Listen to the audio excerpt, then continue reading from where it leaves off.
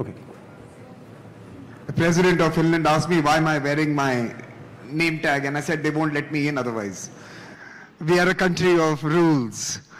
I'm delighted to welcome you to this conversation, the Author's Corner.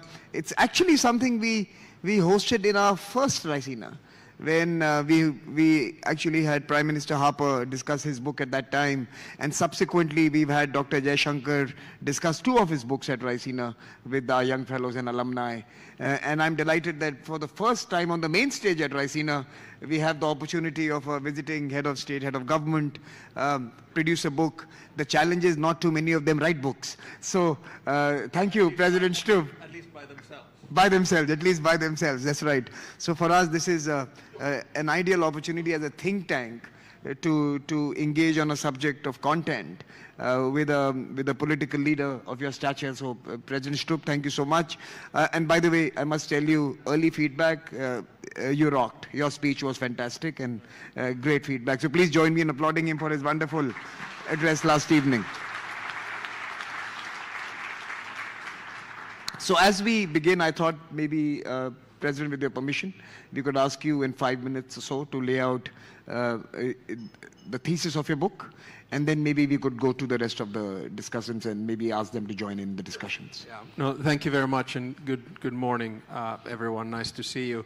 I'll try to be even briefer than 5 minutes. So basically, the book, as you'll know, is called The Triangle of Power, Rebalancing the New World Order.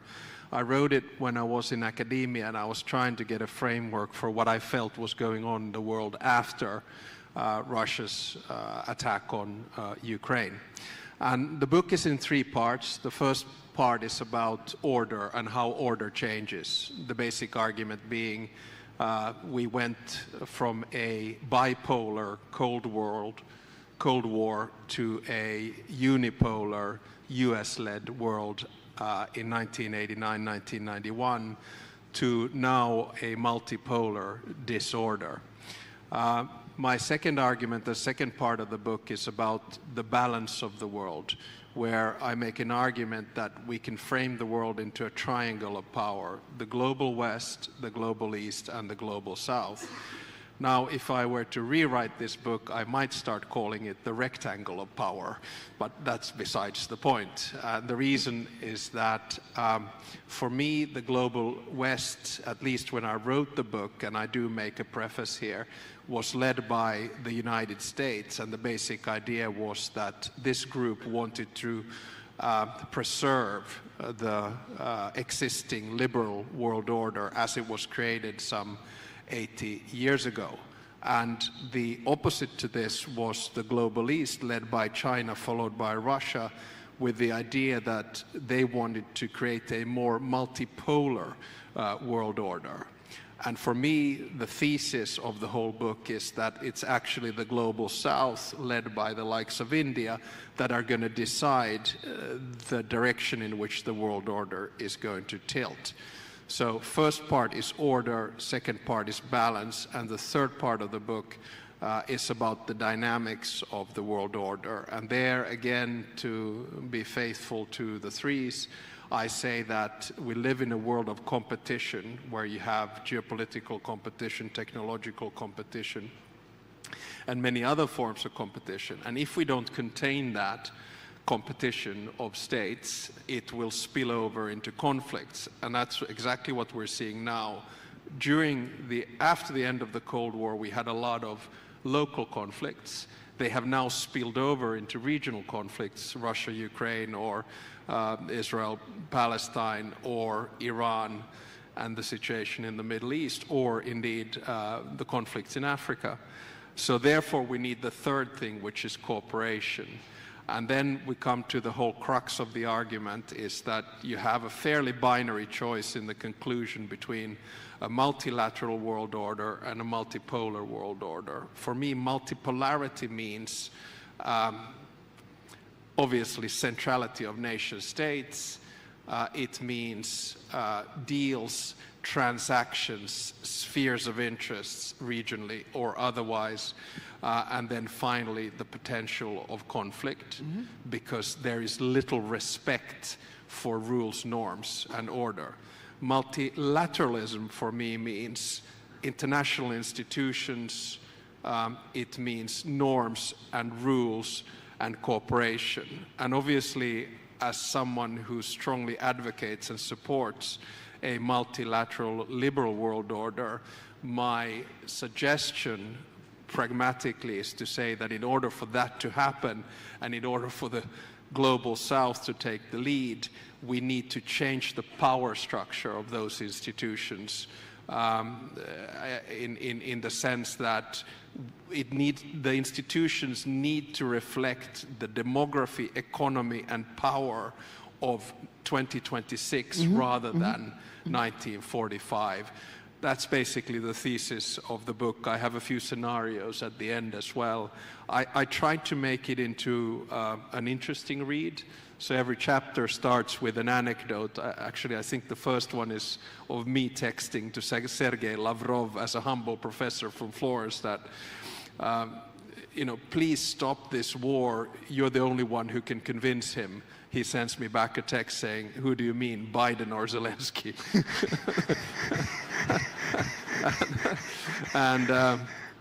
And then I end, I think, the book with a little anecdote of how 3 years later I'm standing on the first tee in Florida with President Trump discussing the war in Ukraine and how life can take rather surreal twists and turns at times. So this is a book in a nutshell, and thanks for asking me to summarize it in 5 minutes. I think I succeeded. But you did a fantastic job. Let me ask you a couple of questions. 2 fun ones and 2 serious ones. I'm breaking with the 3 here. The fun ones. There's something about the sauna, right? And that's also. And for you, that seems to be, why does it seem to be the answer to every global governance challenge? It is, and traditionally in Finland, the sauna meant that you took like your Soviet counterparts into the sauna, drank a lot of vodka, and didn't let them out until they agreed to your position. But nowadays, I think for me, it's a little bit more, Zen in the sense that it's more like yoga in India, pranayama. It's right? A little bit like yoga. So I think we have 2.2 million saunas in Finland for 5.6 million people. So. So, that's why I sort of encourage everyone. I mean, that's a deficit we have to work on, okay? Yeah, it is. I mean, Finns are quite cool. As I said in my speech, we're quite sort of calm about stuff. And I think the sauna is a big part of our identity. And then if you have a chance to do an ice bath afterwards, that'll keep you healthy. And the second fun question is 7 hours with Donald Trump. How did you survive that? Well, I mean, so we had breakfast, a golf round, and lunch, and as I always say, human beings are very different in private from what they are in public, and it wasn't only a question of survival. I think it was a very enjoyable time. I come from a small country. It is very rare that the president of Finland has the time to spend 7 hours with the president of the United States in a social setting. And the fact that the social setting was golf, which we both share. I mean, I hadn't really played for many, many years, but I really, really enjoyed it. And we had fun. We were able to talk a little bit of shop, but in 7 hours, you talk about other things. So it was a good round. The effect of it diplomatically, I'm not going to comment on, but my wife is a little bit worried because I got all excited about golf again, and now I don't spend enough time at home. Who won? President Trump. Oh, but hey, we were on the same team. So because I was really worried in the beginning because it was Gary Player and Lindsey Graham. And first Trump said, because obviously he always wants to win, he says, I'm playing with Gary Player. And I was going, oh no. And then suddenly an advisor came and said, no, Mr. President, this is a team tournament. You're on the same team. I was going, whew. That would have a ditch finish foreign policy right there. Okay, wonderful. Okay, now the 2 serious questions. I always have a little bit of a problem with that formula. And by the way, I've read your book in its various stages of production. I always have a problem with dismissing multipolarity as being somehow disorderly, chauvinistic, patriarchal world. I believe multipolarity and multilateralism can work together. In fact, the multilateralism is the problem here, not multipolarity. And I think that's one problem I have with the book. And the second issue is obviously that we have to give the Global South agency. I don't think Global South is waiting for anyone to give agency. I think it is happening de jure, and as they progress, as they emerge, they are going to occupy spaces. Is your attempt to suggest that we should do it in a partnership model so that Global West doesn't find itself at the wrong end of the bargain? Yeah, I mean, I'll give you two very realistic answers. I mean, as a former civil servant, I remember writing memos for politicians where you first presented one extreme, let's say multipolarity, then you presented another extreme, let's say multilateralism, and you knew that at the end of the day you were going to land somewhere in between. Mm-hmm. So I'm quite realistic that the world is probably going to be some kind of a combo of multipolarity and multilateralism. Coming from a small state, I just happen to prefer multilateralism, certainly because it protects me and it gives me more agency. And of course, the example that I have for this is the one where we have gone sort of the furthest with multilateralism, which is the European Union, where we have pooled sovereignty on issues which have to do with the fundamental tenets of nationhood, mm-hmm. like currency, monetary policy, trade, customs, competition. These were things that you decided yourself, but at the end of the day, we decided it's better to do this alone. So I fully understand that is not the level of multipolarity that we're going to get in the United Nations. So that's my first realistic take. It's probably going to be a combo of multipolarity and multilateralism, but I didn't want to start inventing some kind of a new term because sometimes they end up being a little bit corny. Then secondly, yes, I'm completely realistic. I'm not asking for you to wait to take agency. You take as much agency as you want, but I'm realistic that you're going to do it, and therefore I suggest to my Western partners that, listen guys, if the world is going to change, if the Global South is going to decide, play ball. You know, stop taking the moral high ground. Stop being the teacher and the preacher. Be the partner and the cooperative. And that's why I think it was great that the European Union just did a free trade agreement with India. That's the kind of values-based realism I'm talking about. But you did it first. I think Finland and Switzerland and a couple of others did the agreement with India. No, not Finland. That was Norway. That was Norway. Sorry, that was the better Nordic country. Those are the guys that are outside the EU. Smarter Nordic country, Norway. Okay. Richer Nordic. I am going to now go back to the threes. What I'm going to do is I'm going to ask the three discussants here to think of three things they concur with, or three things that they found striking and they kind of want to discuss from the book. Perhaps also could be some critique or could be no. also a pushback, right? So Wali, can I start with you? And then I'll come down to Dr. Jaishankar. Wali, let me start with you. I hope my advisors are taking note because I don't have pen and paper here.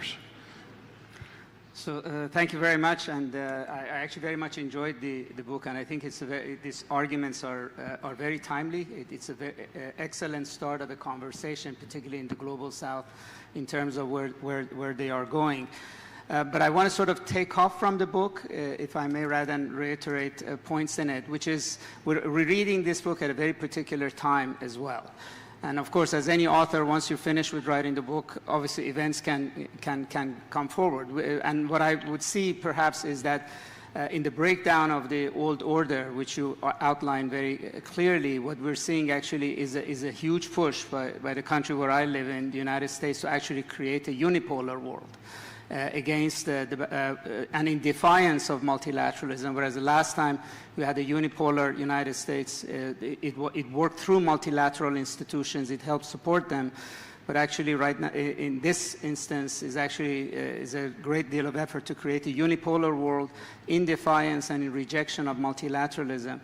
And I would say that perhaps the conversation that the President starts if we're going to go to the next step, is in terms of how do we deal with both the costs of the United States' attempt to create a multipolar world, and also how does it actually flow within the Global South.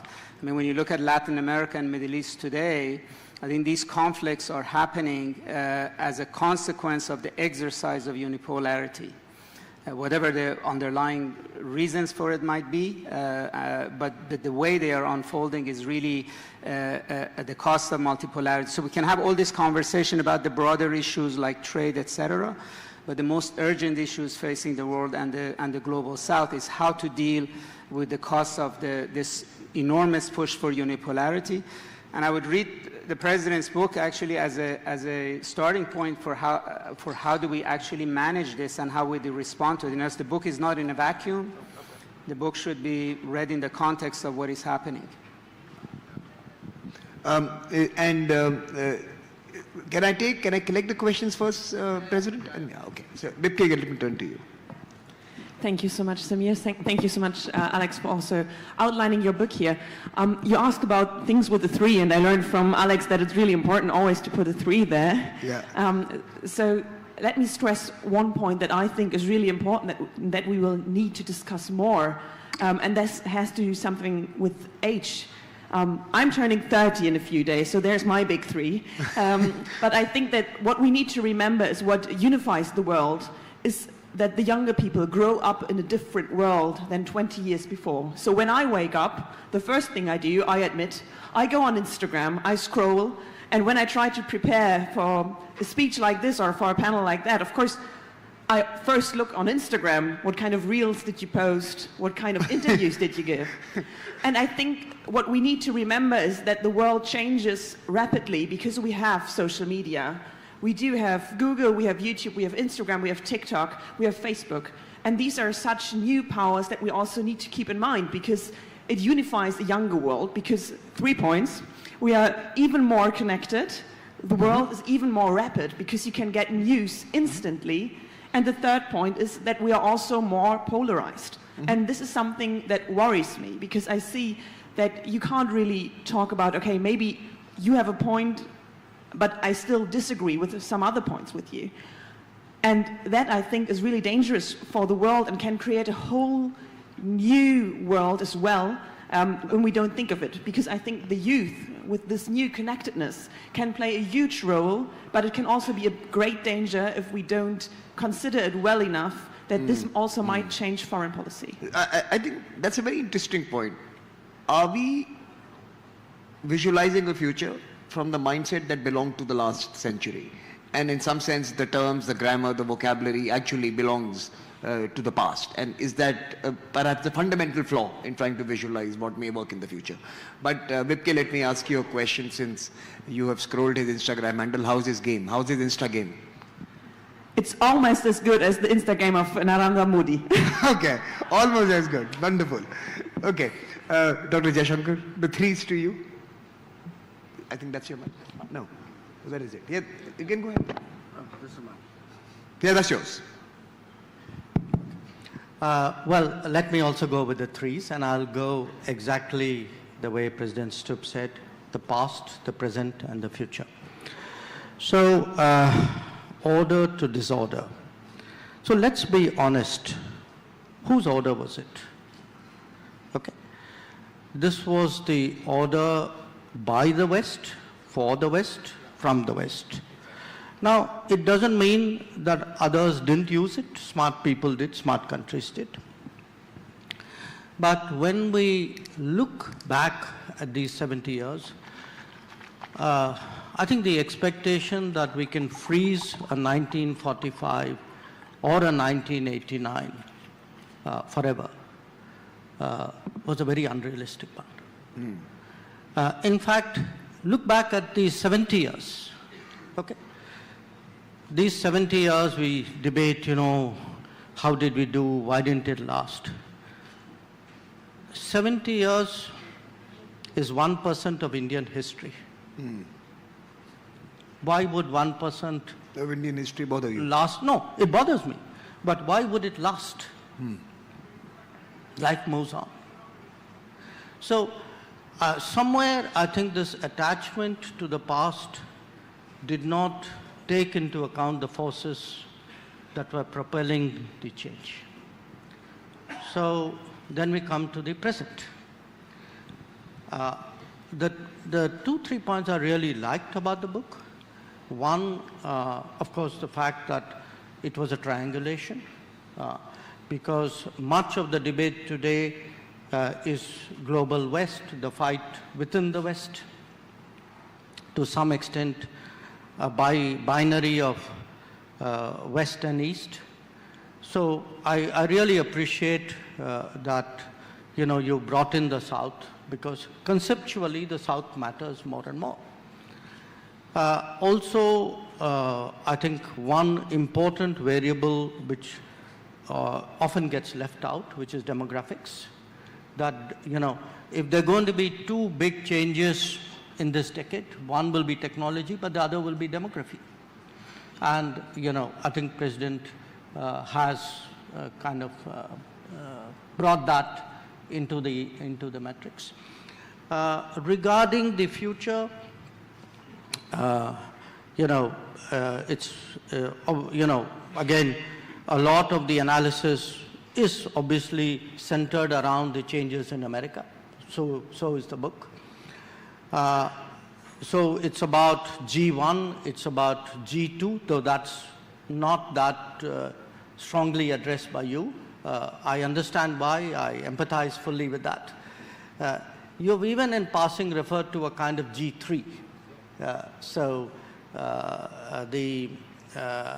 The three being Russia. My sense is you're going to have a future which will really be much more multipolar, because no country today has hegemony over so many domains that it is an overall hegemon. So there is a it's not just a distribution of GDP and capabilities. I think in different domains, different parts of the world will be more contributive or will have more capability. So the power in its different dimensions has spread out much more. So to that extent, your point that, we can't really use completely the tools and experiences of the past to project ahead. So, President, you have some feedback from three of them. I particularly like the idea that how does this arrangement play out in the peace and security domain that we are currently challenged by? Do young people and the demographic change that we are experiencing incorporated in this? No, I mean, I think good constructive criticism.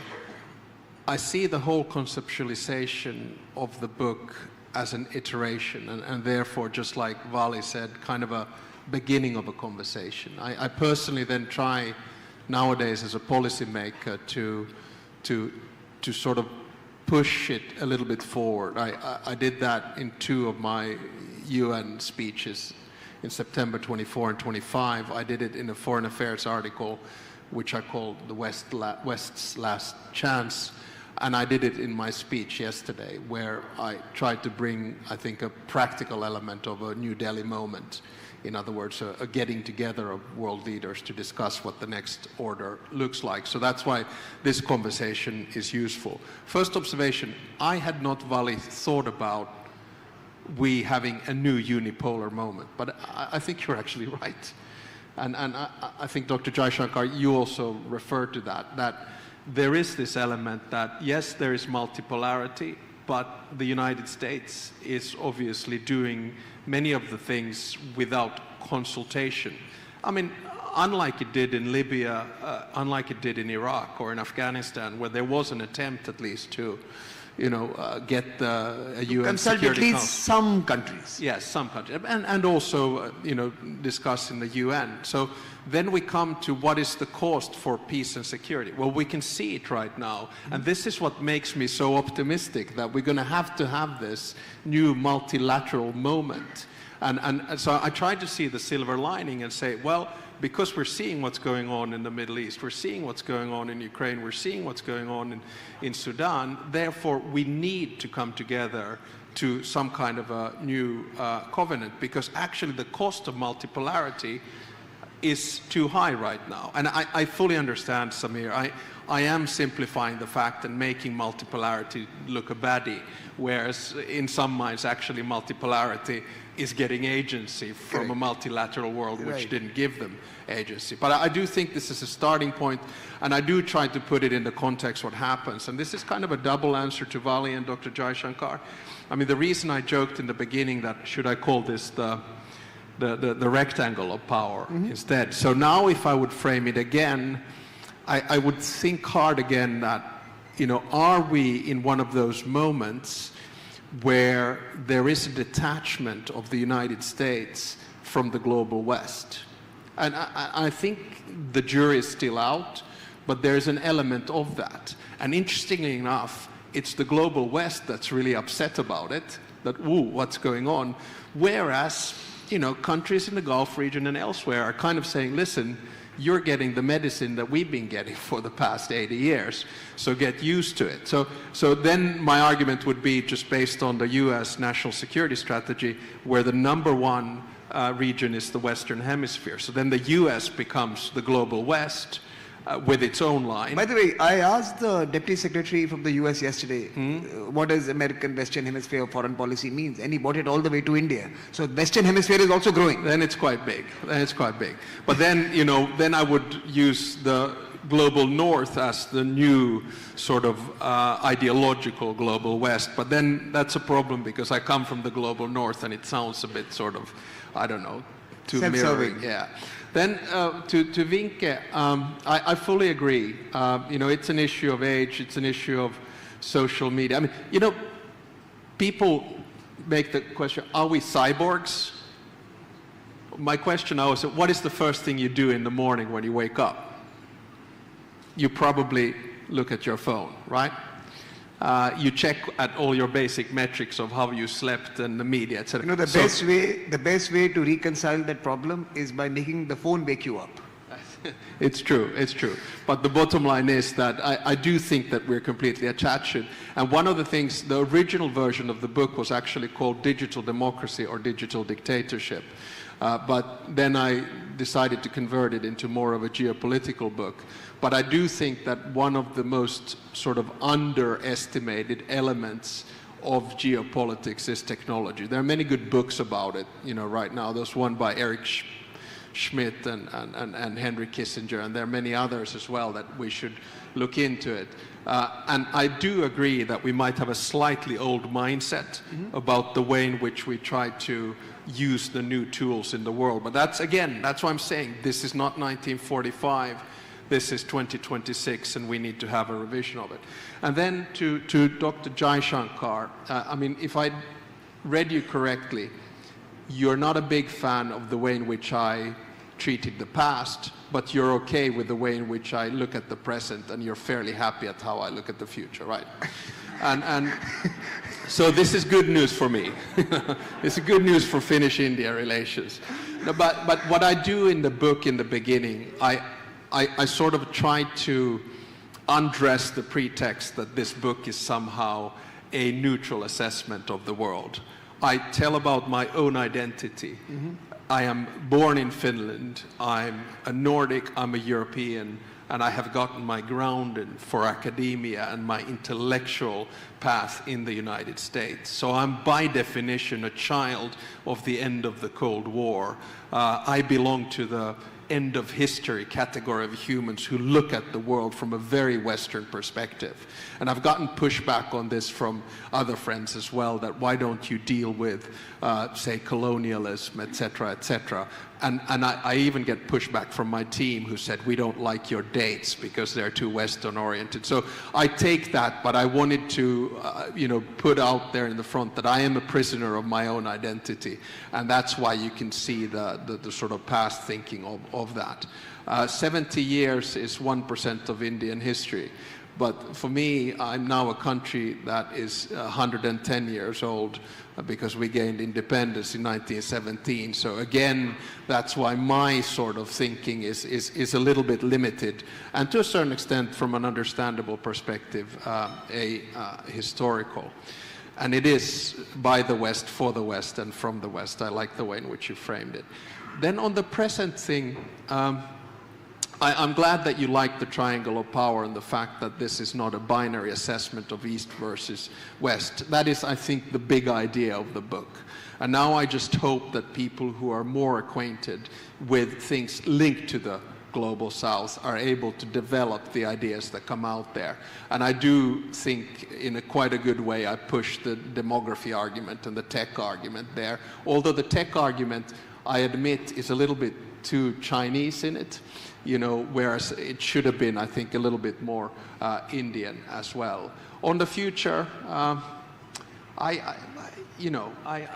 really don't know. I think that's where we are. I mean, I come back to my speech yesterday. We over-rationalize the past, we over-dramatize the present, and we underestimate the future. And I think this is what the book sort of just throws some ideas out there that I hope that people grab onto. Dr. Jaishankar, I could see you wanting to No, I just had one brief comment, which is to pick up, Samir, on your point. Multipolarity is here to stay. Okay. What we will have, which we are already seeing, is to some extent, some of the bigger countries will make temporary compacts on limited issues. You know, I'm not saying they are insincere about it, maybe they are, but structurally there's not going to be some big deal between powers and the rest of the world has to put up with it. That era is over. So the one thought I would suggest is, if multipolarity is there to stay, the issue is not that it's against multilateralism. You can have multipolarity with multilateralism and multipolarity without multilateralism, or how much multilateralism.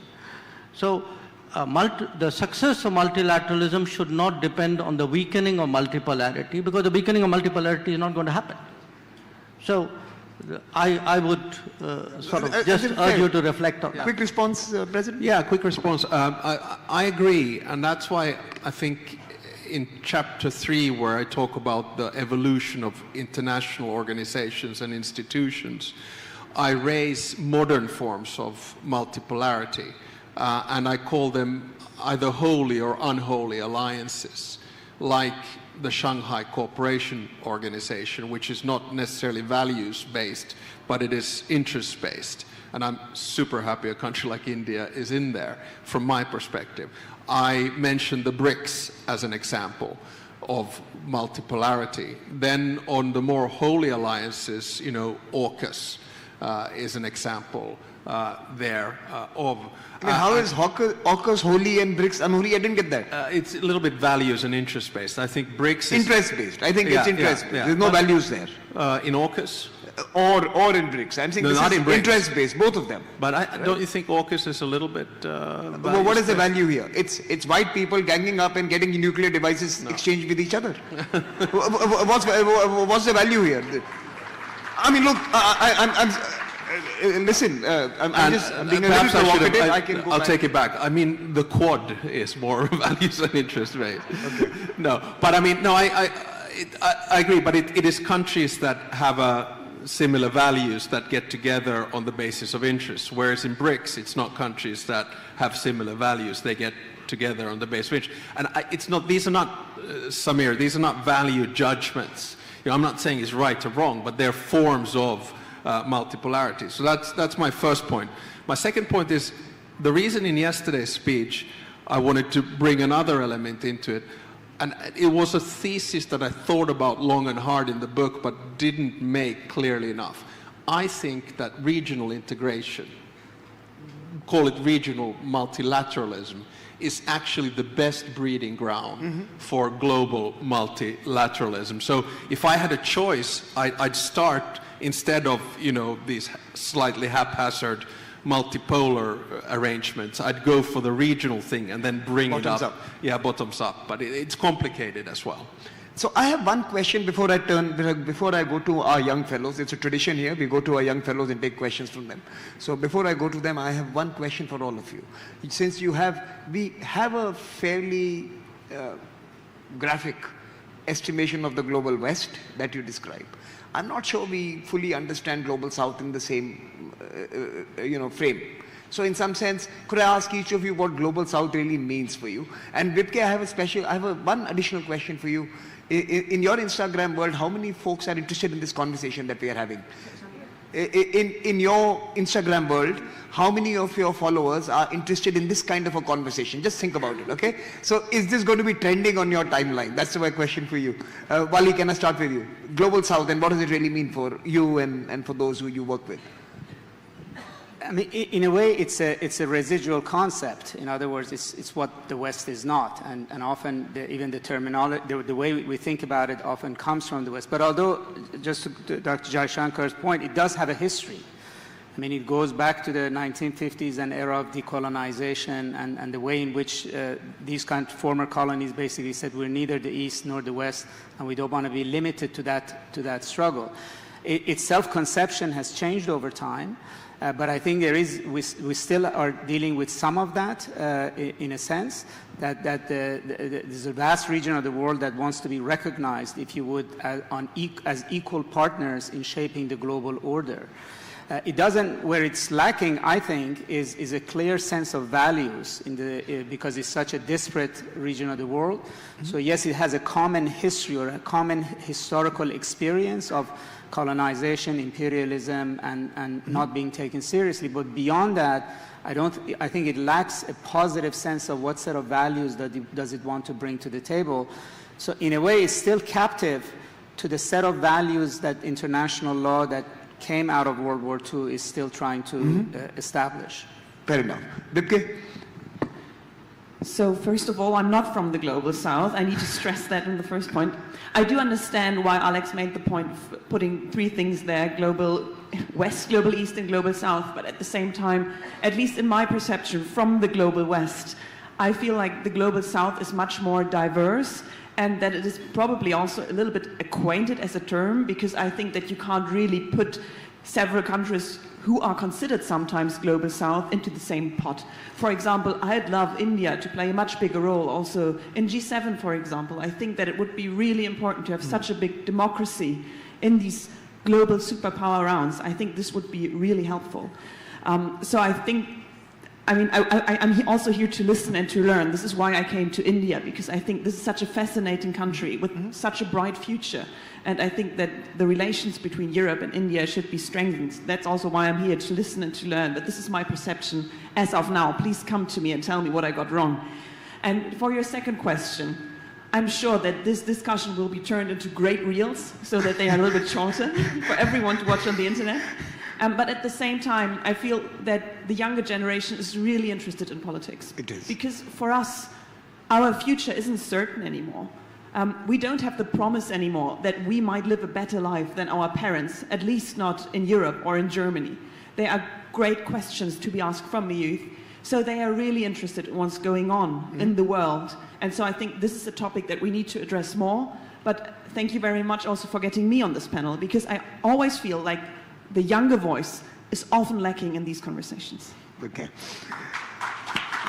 I can now turn to Dr. Jaishankar for his, probably the foreign minister from the Global South, to respond to what the Global South really means. Look, I think the definition of Global South would be a solid, countries who had been colonized. But it's not so much a definition. I mean, in here if you are from the Global South or not. It's a emotion. It's a sense of solidarity. And don't take it as sloganeering or some kind of diplomatic clever term. Look, when COVID happened, the fact that a country like India, which was still undergoing its vaccination, was willing to send out vaccines to countries of the Global South means Global South is for real, because it meant something for us. So there is a emotion, and I would argue to some degree a culture where Global West is concerned. So Global South emanates from shared historical experiences. You could argue we are the victims in a sense of history, recent history, who have combined together. I think Global West was probably a more unified term, very cultural, very political, very strategic, till recently. Now there is a differentiation in the global West, which is why he wants to make it a rectangle. So the fact that it's still there, I would argue, but less cohesive, less tight than before. I have actually a question on the global East, because I don't think that kind of solidarity or that kind of cohesion really exists where Eastern hemisphere. So, yeah. Well, there's no Eastern Hemisphere in, I mean, this is meant... unless you're reading Kishore's book. So. But I would argue that, many of the countries which are envisaged as global East really think of themselves much more as strong national players and much less collectively as an East. So I think it's less cohesive. West is more differentiated. I think South is very... South is a vibe. You said South is a vibe. Right. South is a vibe, West is differentiated, East is probably the weakest. Invented. Is invented. Yeah, well, I wouldn't go that far.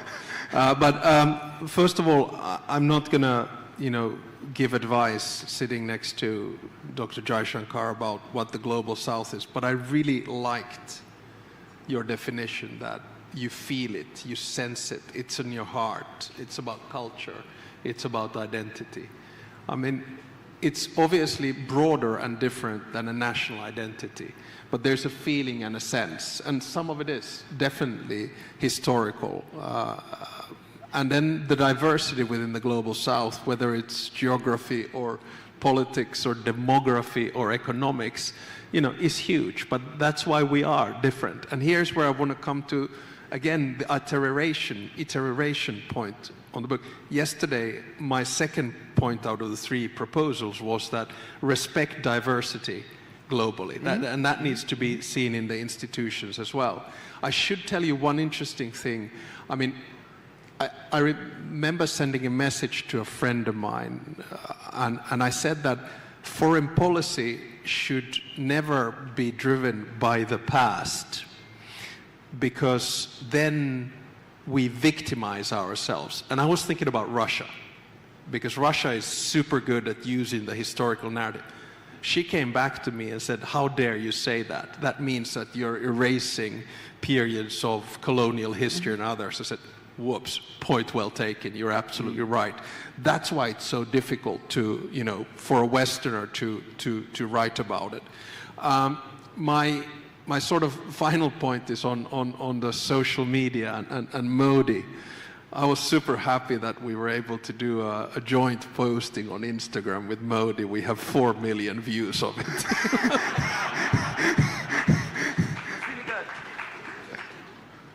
Okay, so I'm Dr. Jaishankar, before I open it up to the 3 junior fellows who are going to come and speak to us, he has been mentioning the New Delhi moment and Delhi calling everyone and having a conversation. Possible, impossible, real? He thinks I'm underemployed. But it's an interesting thought. It's certainly an interesting thought. Okay, I'm going to get my mics to the 3 fellows, the young fellows this year, Chawla, Hoang, and Naomi. And we're going to take them together, and then we are going to, you can note down the questions, and we're then going to go to the final round, and that's how we're going to end. So let's start with Chawla. All right, thank you for the opportunity. Chawla, quick introduction. Okay, so my name is Chawla. I'm a lecturer at the University of Indonesia. So actually, part of my questions I've already answered about how do you define the global South? But then I don't think that, sorry, Mr. Minister, but then I don't think the emotion is enough to define the global South. So do we need another meeting like we have, like for instance, in 1955, we have the Bandung Conference, where it's initiated, for instance, by India and also Indonesia, to define that we are against the colonialism, we are against the neocolonialism, to show that there is a spirit of the so-called global South. So do you think that, maybe for all the speakers, do you think that we have to have such a meetings to define the identity of the so-called global South, global East, or like global West? Thank you. So time for a Bandung 2.0, I think that's the question. Huang. Hi, thank you, Chair. Thank you, everyone. This is Juan from the South China Sea Institute in the Diplomatic Academy of Vietnam. My question is for, of course, President Stubb, but also Minister of External Affairs, Jaishankar.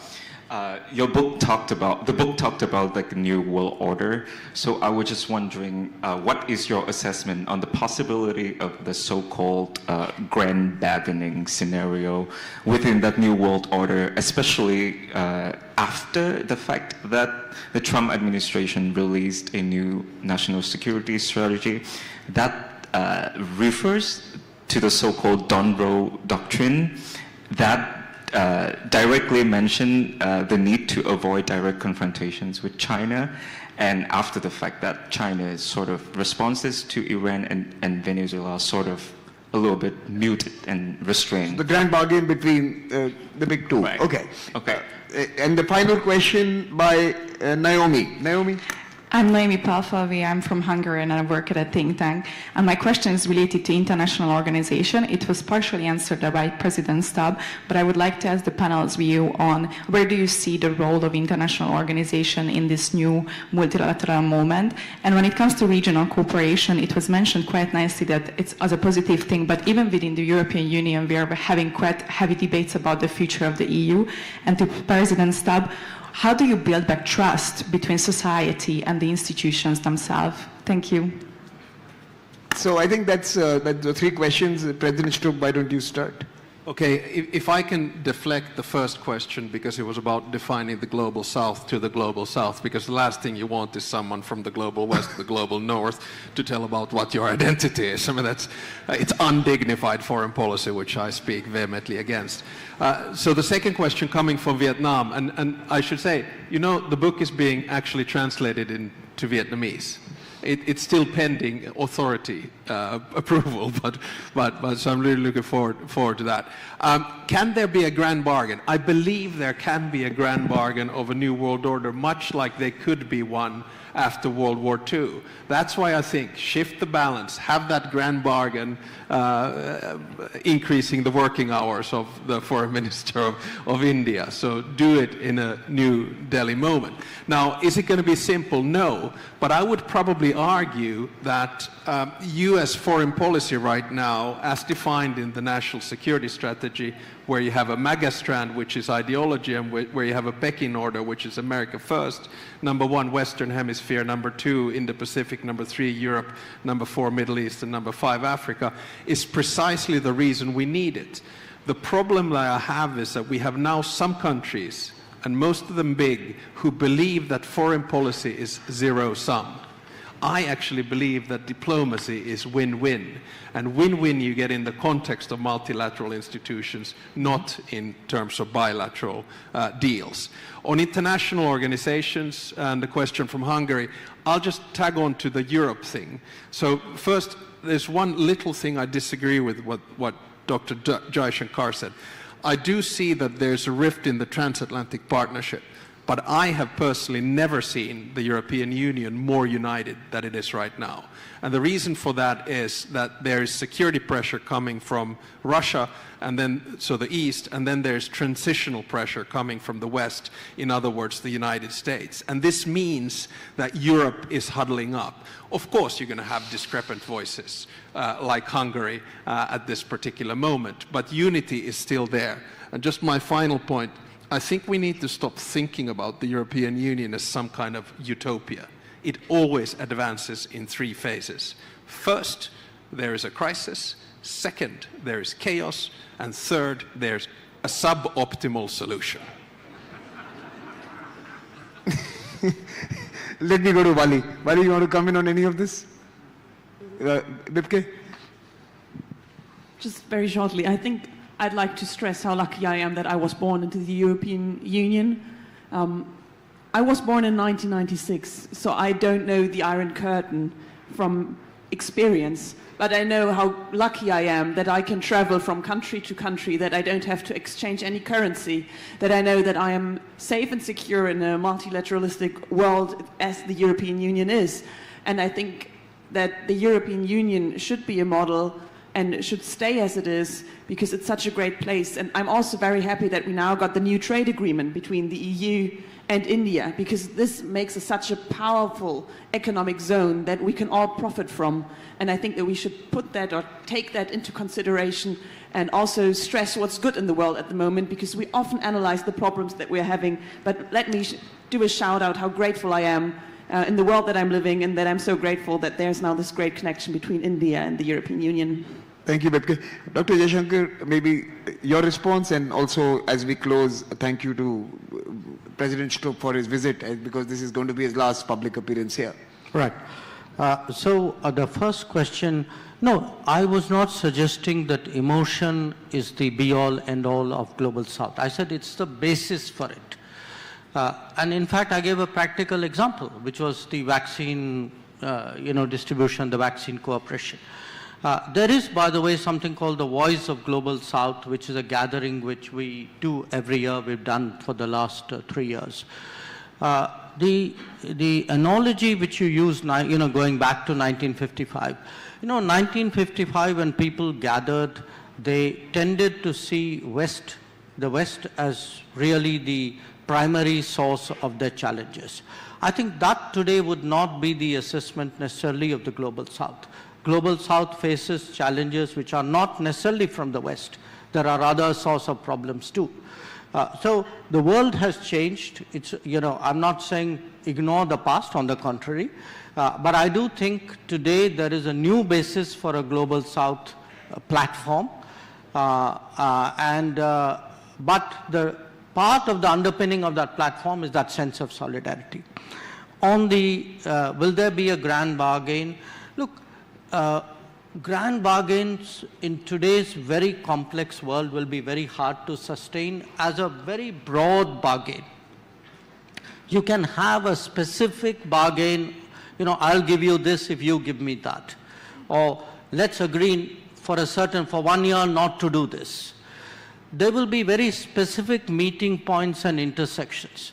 But that era where, big countries come and create spheres of influence and, reach huge compacts of a sweeping nature, I think are not there. And when I look today at the countries concerned, I don't think any of them have any intention of conceding anything to anybody else. So I think let's recognize the situation for what it is. There will be tactical steps. There will be limited moves. But I don't, grand bargain, by the word grand, means a long period and a big space, and I don't see that happening. The international organization, I think President Stubb has made a very powerful case for why they need to be reformed. And in fact, even the regional point which he made, it's there. I mean, I read it in the book. These organizations will be imperfect. There will always be need to improve them, to reform them. But at the end of the day, we are better off with them than without them. We have a lot of issues, say, with the United Nations. We are one of the strongest advocates of reform. But if you ask me, would you prefer a world without the UN? My answer is no. So the task is, to be able to differentiate between the baby and the bathwater and not, throw them both out. And I do feel that, whether it's regional efforts which will be building blocks to a global effort or the global organization itself, there is a lot of scope. I mean, I want to say to President Stubb and to all of you, India is a very firm believer in multilateralism. But we also know that multipolarity is a reality. And we are able to reconcile both of them, just as we are able to reconcile our national interests with our international obligations. So before I end, again, I want to thank President Stubb, because I think in all these years of Raisina, this is the first time that we've had an author's corner with a guest of honor. And author's corner with a guest of honor. That is really wonderful. Something very special. Ladies and gentlemen, please join me in applauding this wonderful panel and President Stubb. Can we?